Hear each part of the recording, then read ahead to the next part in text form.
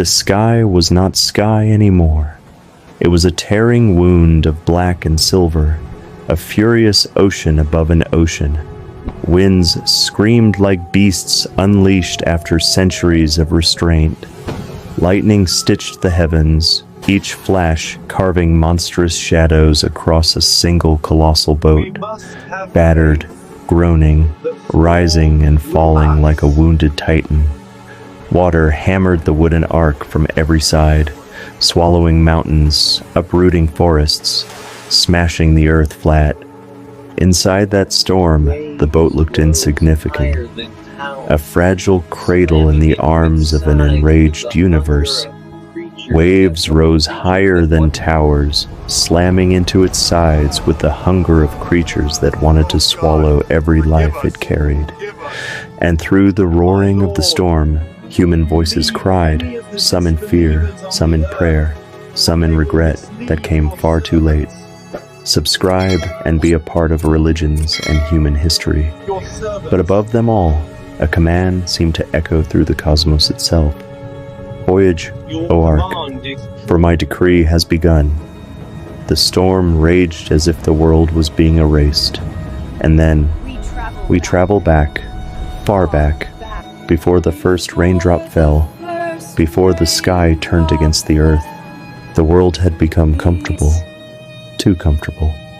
People laughed, feasted, crafted beautiful homes, worshipped idols carved from wood and stone. Their markets were alive, their songs echoed in the valleys, their cities flourished, but something darker lived beneath their peace. Pride, forgetfulness, a slow, creeping arrogance that made them think they needed nothing beyond themselves. Idols, names of once righteous people, were now worshipped as gods. Families taught their children that the statues could bless, curse, or decide fate. In this world lived a man whose heart carried a light no storm could extinguish, a man chosen, quiet, steadfast, watching his people drown in illusions. His name? No. He did not begin with thunder. He began with gentleness. He warned them of their path. He reminded them of their Creator. He called them day and night, in whispers and in public, in teaching and in warning. But the peaceful world didn't want to hear peace. The powerful mocked him. The wealthy turned their faces away. The leaders whispered against him. His message pierced the daytime noise, but their pride was louder. Mothers pulled their children away from him. Fathers silenced their households. Do not listen to this man. He is nothing but a mortal like us. And slowly, step by step, even his own wife drifted into the camps of denial. His own son, carried by arrogance, walked with the mockers. When years passed and his voice continued, their hatred grew like wildfire. They would interrupt his words with laughter. They would shout over him. They would threaten him, insult him, hurl stones near him. The elder said, "If you were truly sent, why are you poor? Why do only the weak follow you?" Nuh stood firm. For centuries, he faced rejection longer than any human could imagine, yet his eyes never dimmed.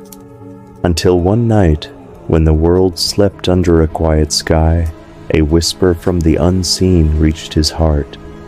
No one else of your people will believe except those who already have.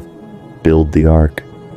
He walked into the desert, a wide, empty plain, not a drop of water in sight, and with hands guided by heaven, he began building the largest boat humanity had ever seen. Wood creaked, ropes tightened. The gigantic frame grew larger than houses, larger than temples, larger than anything the people had dreamed possible.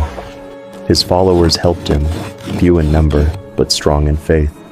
And the people, they came in crowds, at first out of curiosity, then out of amusement, and then pure mockery.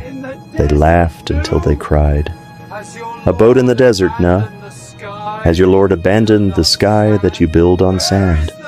Where's the flood? Where are your oceans? Nuh continued, hammers striking wood like a heartbeat of destiny. His own wife rolled her eyes behind him. His son stood with the mockers, smirking at the believers. Day after day, the people performed theater-like mockery, pretending to row oars on dry land, splashing dust at each other like fake water, breaking into songs about ships in the desert. And Nuh told them, "If you laugh at us, we shall laugh at you, as time will soon reveal." The sky changed first. Birds flew in strange formations. The wind carried a chill even at noon. Animals became restless. Then the earth trembled, a single subtle shake, like something enormous waking beneath the soil. The mockers grew silent for the first time, and when they went home, they found water dripping from their oven stones. A sign foretold long ago the decree had begun. Nuh told his wife, "Come with us." She refused. Her heart was chained to the disbelievers. He told his son, "Ride with me. Do not be with the wrongdoers." His son looked at the rising water and said, "I will climb the highest mountain. It will save me." Nuh whispered in pain, "There is no protector today except Allah." But arrogance blinds more than darkness. His son ran, climbing stones that were already turning into islands in a newborn sea. Animals began gathering in pairs, from forests, from mountains, from deserts.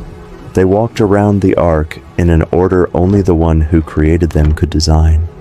The believers entered, the last gates closed, and the sky broke. Water didn't fall. It attacked, exploding from the ground, bursting from the clouds, rising with a fury that shook the planet. Mountains vanished beneath waves. Idol temples shattered, homes dissolved. People ran, screamed, begged, clung to trees that ripped from the earth seconds later. The boat rose, lifted by a force no human could resist.